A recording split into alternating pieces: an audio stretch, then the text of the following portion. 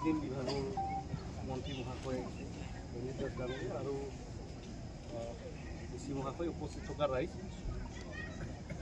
আমি প্ৰায় আজি 10 বছৰমান হ'ল বিভিন্ন জেগাত মেমৰেণ্ডামবিলাক দিছোঁ যে আগৰ মুখ্যমন্ত্ৰী সৰ্বানন্দ ছাৰকো দিছোঁ, তাৰপিছত হিমন্ত বিশ্ব শৰ্মা ডাঙৰীয়াকো দিছোঁ, ফৰেষ্ট বিভাগকো দিছোঁ।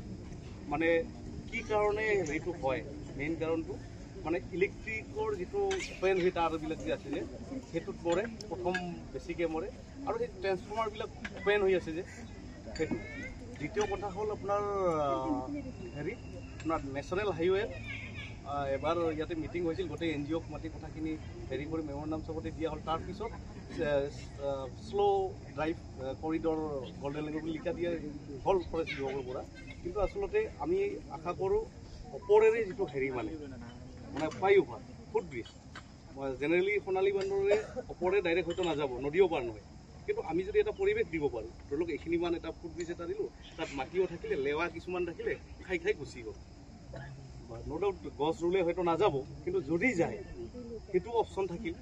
আৰু এটা কথা আপোনাৰ ভৈৰৱচূড়া আৰু আপোনাৰ নাককাটিৰ যিটো মিড পইণ্ট মানে তাত যদি এটা চুঙা বনাই দিয়ে মানে হল কৰি দিয়ে, তেতিয়াহ'লে ভৈৰৱচূড়া আৰু নাককাটিৰ যিটো হেৰি মানে ইফালৰ পৰা সিফাল ঘূৰাটো স্পেচটো বহুত পাব। কাৰণ এনেই সোণালী বান্দৰৰ মানে পৰ্যায়ৰ হেৰি ঘূৰি ফুৰাৰ কাৰণে অভাৱ হৈছে। এইকাৰণে ভৈৰৱচূড়াৰ ওপৰে যিটো মানে হাই ভল্টেজ তাঁৰ গৈছে 800 kV, সেইটোৰ কাৰণে কি হয় সোণালী বান্দৰবিলাক যিটো ভাইব্ৰেশ্যন ইলেক্ট্ৰিকৰ ভাইব্ৰেশ্যনৰ হেৰি ওচৰত নাহিব।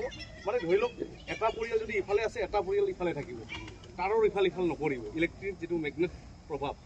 গতিকে এনেই ভৈৰৱচূড়াৰ সেইটো কমিছে যদি এইটো নিদিয়ে, ইন ফিউচাৰ হ'বই। আৰু এইটো 4 লেণ্ডৰ এইটো তাতে যাতে সেইটো।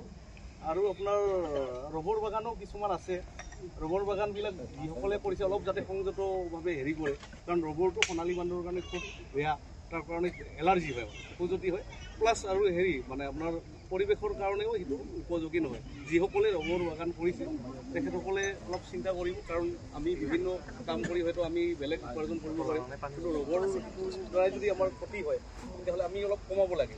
দ্বিতীয় কথা হ'ল গছবিলাক চেগুন গছ যিটো আছে সেইটো ৰিপ্লেচ কৰি, মানে যিবিলাক পৰিৱেশৰ কাৰণে হেৰি ঠিক নহয় সেইটো ৰিপ্লেচ কৰি বেলেগ গছ দিয়ক, এনেকুৱা এইখিনিয়ে মেইন কথা। আৰু ইলেক্ট্ৰিক স্পীড ব্ৰেকাৰ দিলে বেছি ভাল হয়। এতিয়া স্পীড ব্ৰেকাৰ যিমান দিলেও হয়তো গাড়ীয়ে নৰখিব। ইলেক্ট্ৰনিক যিটো দিয়ে আমাৰ কাজিৰঙাত যিটো দিছে, আমাৰ বেছি কিলোমিটাৰ নহয়, 25 কিলোমিটাৰমান হ'ব এইখিনি, তাতে দুটামান লগাই থ'লে চবেই গম পাব যে বিল' 20 বিল' কিবা দিলে, তেতিয়াহ'লে নিশ্চয় সুফল হ'ব বুলি আশা কৰোঁ। এই যে আপোনাৰ কাজিৰঙাত যিটো দিছে এনেকৈ ইলেক্ট্ৰনিক হেৰিটো স্পীড ব্ৰেকাৰ ফাইন ভৰাই, তেতিয়াহ'লে সেইটো হ'লে হয়তো হেৰি কথা এইখিনি ঠিক আছে।